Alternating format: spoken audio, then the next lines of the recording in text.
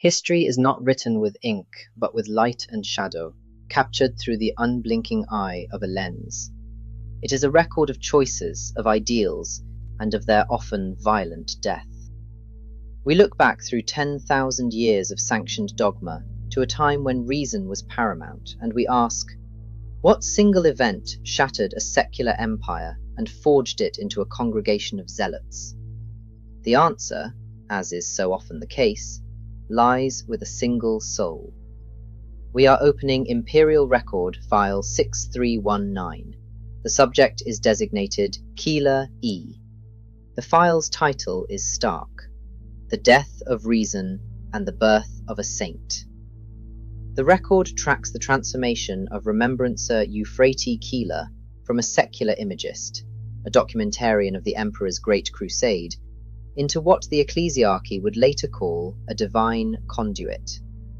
Recorded under the imperial date 016.M31 at the very height of the Horus Heresy, this event is inextricably linked to what our archives call the catastrophic rise of the Imperial Cult. Her status, once a simple citizen, is now permanently listed as miraculous. The lens of her pict recorder was meant to capture the truth of a rational imperium. Instead, through it, a new and terrible faith found its focus. For in the crucible of heresy, when the emperor's light seemed lost, the belief in his divinity became the last and most dangerous weapon of all. This is the story of how that weapon was first unsheathed. The camera of Euphrati Keeler was not a tool of art, but a weapon of ideology. Her mandate as a remembrancer of the 63rd Expeditionary Fleet was absolute: to chronicle the Great Crusade, to capture in silver halide and crystalline data an objective, undeniable reality. A reality curated by the throne. This mission was rooted in the singular grand philosophy of the age, the Imperial Truth. It was a creed of pure reason, proclaiming a universe devoid of gods, spirits, and superstition. For Keeler and her contemporaries, religion was a dangerous and eradicated crutch of antiquity. Her lens, her training, her entire secular mindset were built exclusively for this material universe. The status of her equipment was optimal. Her own mind, as confirmed by archival scans, registered a psych rating of nil. She was a perfect instrument of a rational age, designed to see and record only that which was physically present. The flaw, then, was not in the machine or the woman, but in the philosophy that made them. The limitation of the lens was the limitation of the Imperium itself. A system built to capture the material world is, by its very design, entirely defenseless against the immaterial. And the galaxy is so much more than matter.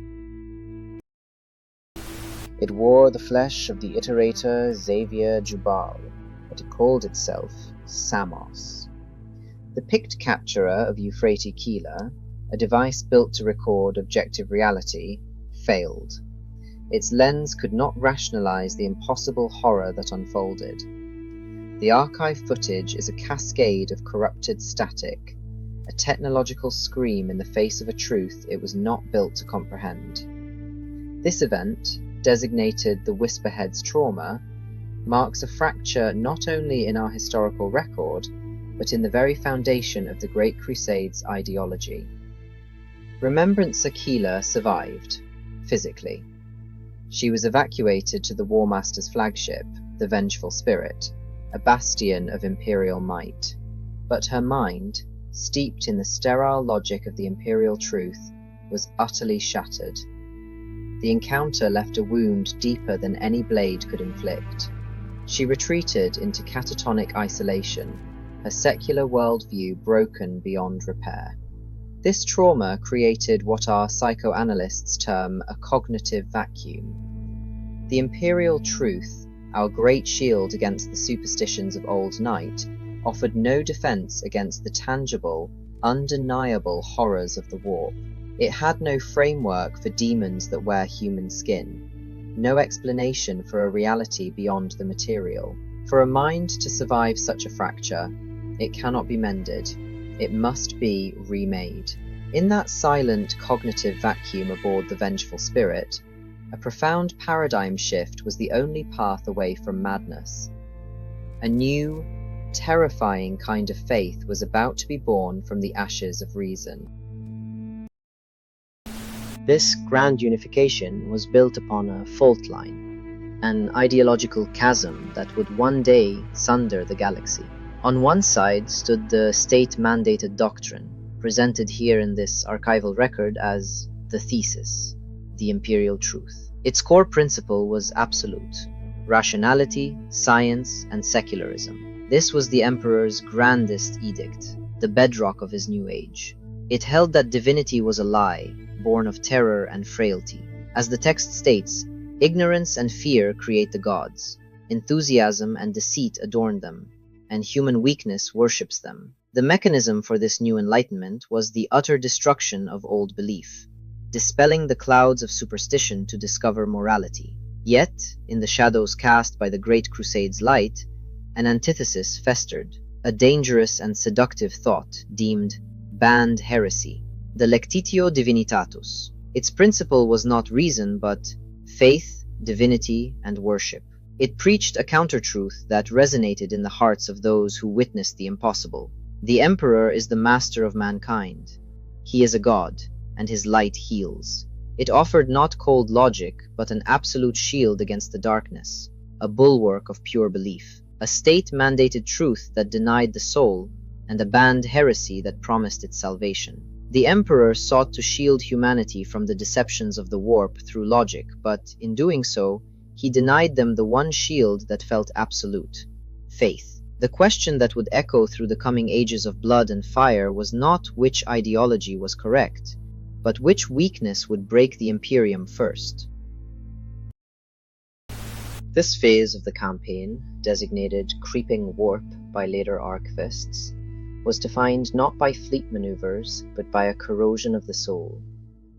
In the void between stars, a different kind of war was being waged, a war for belief itself. Its nexus was a single woman, Euphrati Keeler. Once a remembrancer tasked with recording truth, she now became a conduit for what many considered heresy. In the claustrophobic underbelly of the ship, she began spreading the banned scripture of the Lectitio Divinitatus. The infection of this new creed fractured her own circle. Ignace Carcassi, the cynical poet forever designated the skeptic in our records, recoiled. When urged to pray, he clung to the established Imperial Truth, the sanctioned reality they had all sworn to uphold.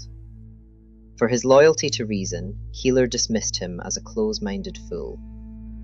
Even her trusted friend, Mercedes Olaton, the Concerned, watched in horror. Olaton feared for Keeler's certification, for her very sanity, viewing this burgeoning faith as nothing more than dangerous nonsense. Yet, despite this absolute rejection by her closest peers, Keeler's faith only hardened. She made a terrible, sublime exchange, replacing the security of friendship with the absolute certainty of divine protection. And in the darkness of the warp, that certainty would soon be put to the ultimate test. It was not a weapon of mundane steel or honest plasma that brought the War Master low. On the festering surface of Davin's moon, Horus Lupercal met a blade forged in damnation, the warp-tainted anatheme, wielded by the corrupted Eugen Temba. This was the catalyst, the single poisoned moment upon which an entire galaxy would pivot towards ruin. The cascade that followed was immediate and absolute. Aboard the Vengeful Spirit, the finest Astartes apothecaries of the Imperium found their science utterly defeated. Every diagnostic tool, every surgical technique, every principle of biology they had mastered was rendered inert by a wound that bled not just flesh, but soul. This was the failure of science. As their efforts proved futile, a more insidious decay began, the failure of discipline. Panic, an emotion anathema to the Space Marine psyche, gripped the Legion. In a blind, desperate rush to the medical decks, warriors of the 16 Legion crushed mortal civilians under their ceramite boots. The Imperial Truth had promised that reason would protect humanity's champions. But as the demigod lay dying, a terrible vacuum opened. Reason had failed. Into this void of logic and hope stepped the common citizen. Thousands, terrified by the fall of their seemingly invincible master, abandoned secularism. They lit candles against the dark, scribbled votive papers, and whispered prayers from the banned Lectitio Divinitatus. And from this nascent, illegal faith, the Remembrancer Keeler stepped into the void, a harbinger of a new and terrible age. With Horus's life slipping away, the Mournival faced an impossible choice.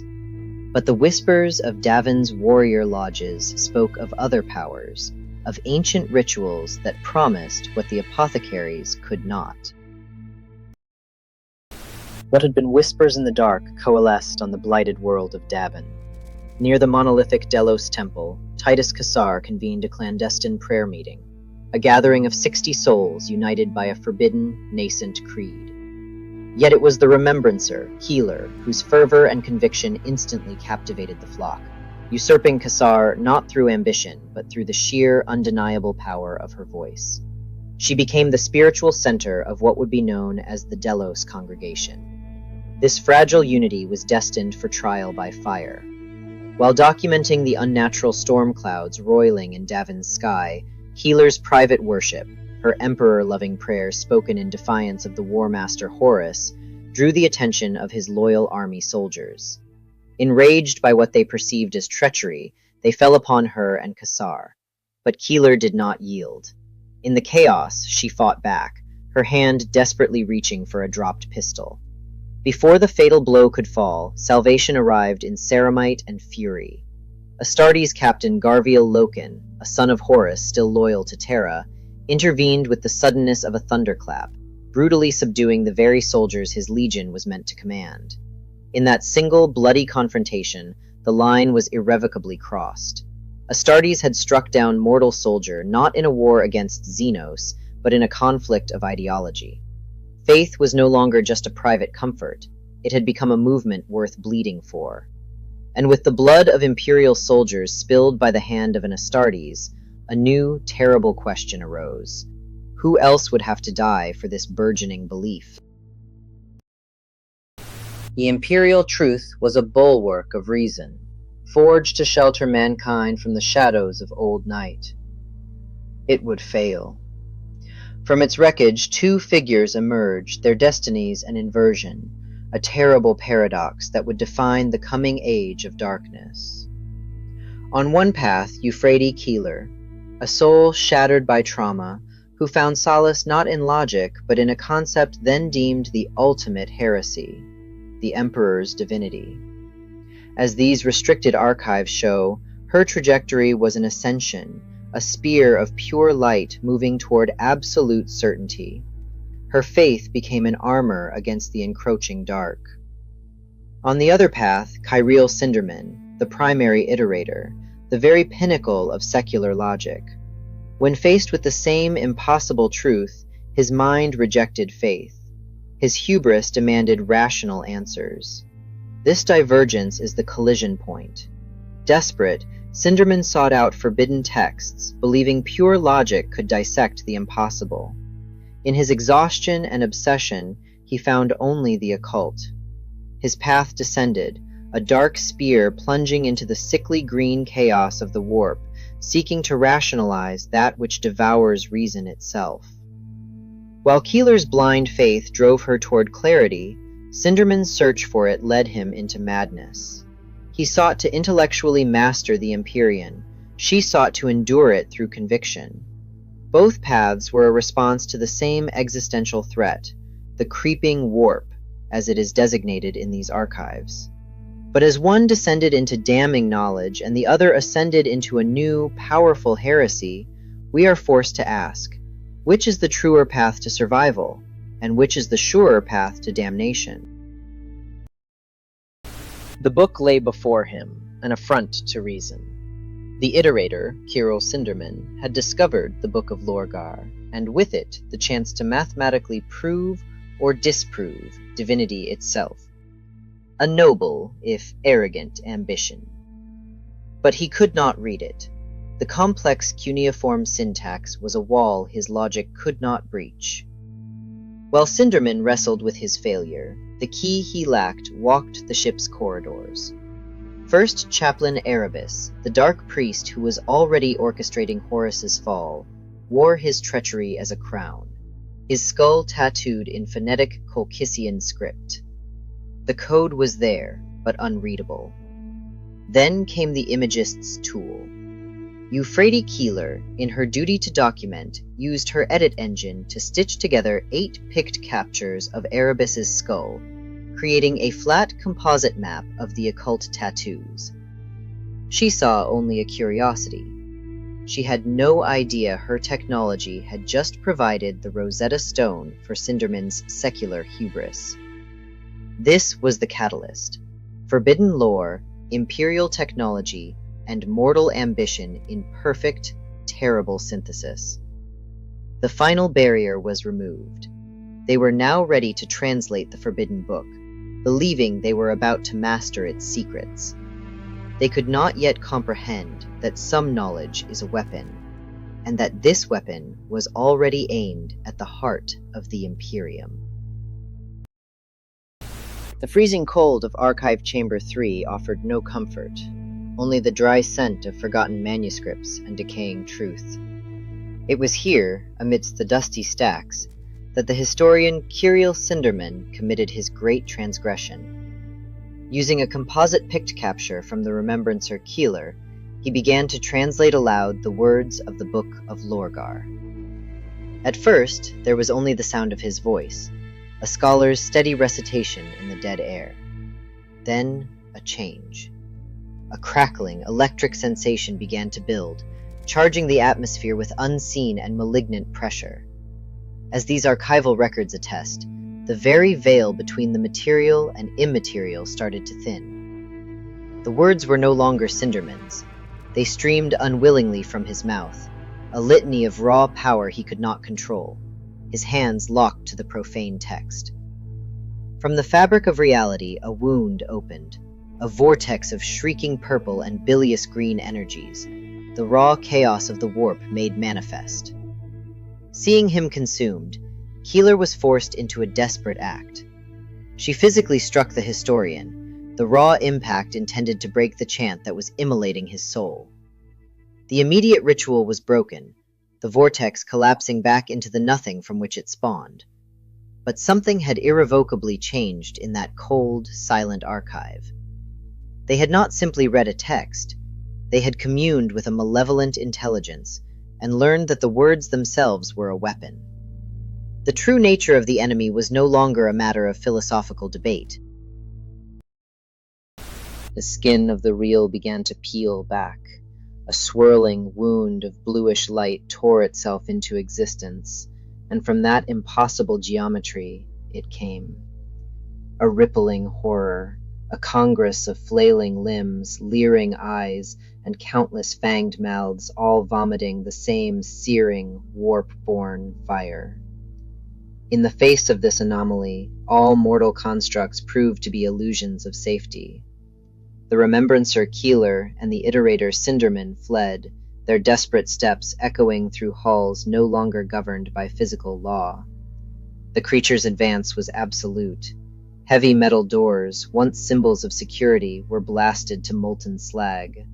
Wooden shelves containing priceless records of ages past were reduced to splinters and ash by raw warp fire.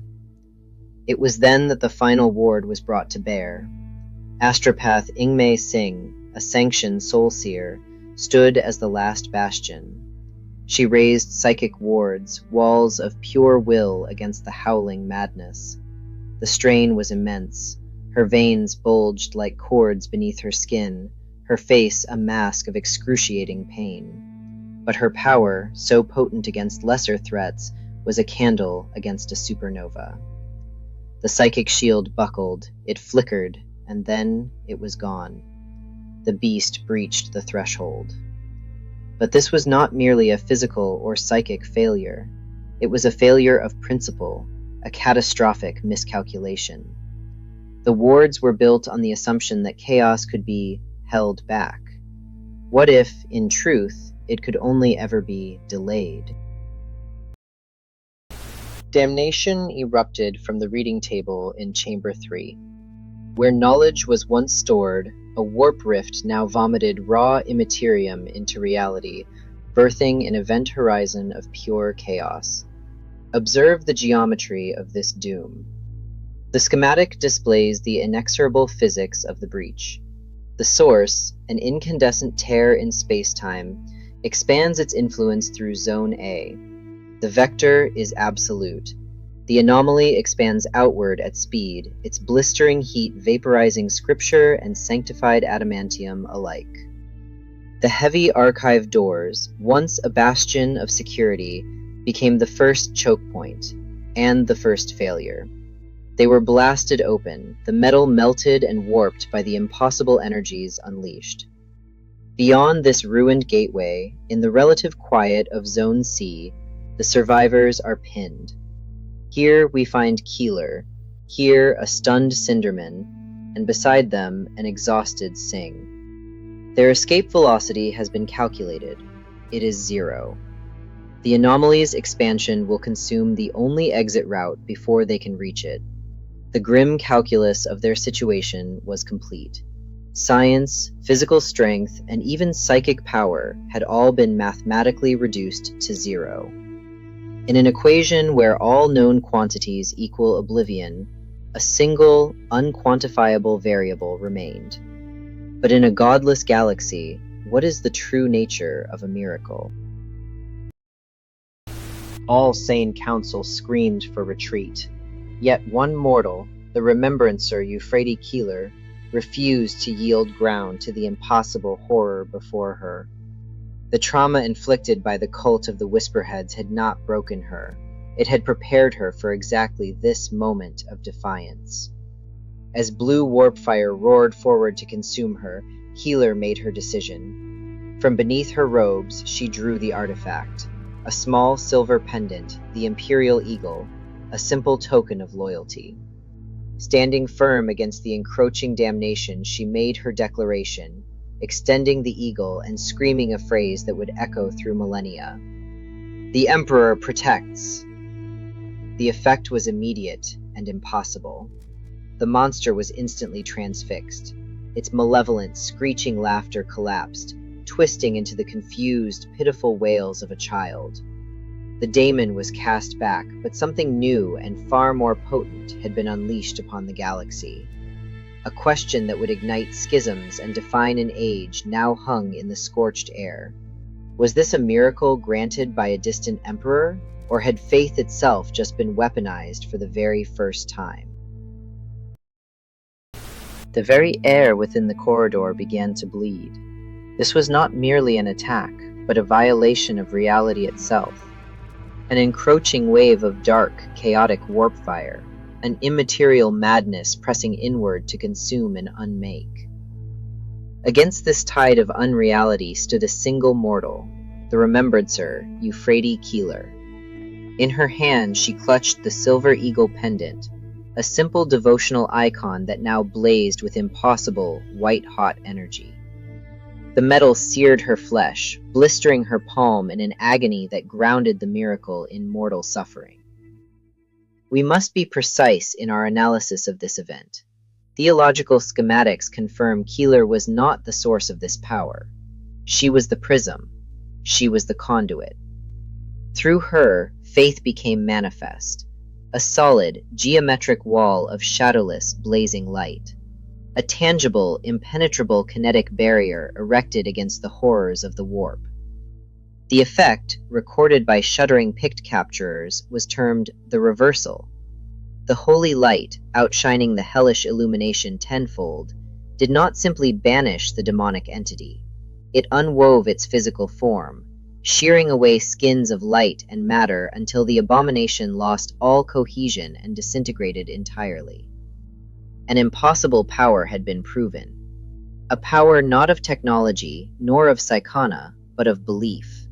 Yet, as this first saint burned away the darkness, a question was seared into the soul of the nascent Imperium. If faith could manifest as a weapon, what manner of church would rise to wield it? And so we arrive at the fulcrum upon which an epoch turned. A single moment where an age of reason was consigned to history's dust. As the archival pictslide so chillingly summarizes, the Imperial Truth dies in the archives. The Imperial Cult is born in the light. Observe the evidence presented. Under the heading, The Physical Toll, we see the cost of divinity. The Remembrancer Keeler collapses as the light she channeled fades, her body falling into an unmoving, unresponsive coma. Her skin, once human, takes on the pallor of polished ceramic, a vessel no longer entirely mortal. Then, the stigmata. The finest medical apothecaries, masters of flesh and function, can find nothing physically wrong with her. Their science is rendered impotent before the impossible. An eagle-shaped burn fused permanently into her blistered hand, a wound of faith that refuses to heal. This paradox of physics and faith culminates in The Legacy. At her bedside, the iterator Sindaman weeps, his secular worldview utterly destroyed. In this single, broken man, we see the death of an ideal. Keeler has proven, beyond any rational doubt, that in the grim darkness of the far future, faith is the only true armor. This, then, was the birth of our Imperium as it is now known. Not in a blaze of glorious enlightenment, but in the desperate, terrified prayers of humanity. The Emperor's grand vision of a secular, rational empire was shown to be a dream too fragile for a galaxy of nightmares. To survive, mankind sacrificed its reason upon the altar of faith, a trade that has defined our existence for 10 millennia. This archival record is now sealed. Subscribe to these archives and comment below on what lore the Auspex should scan next.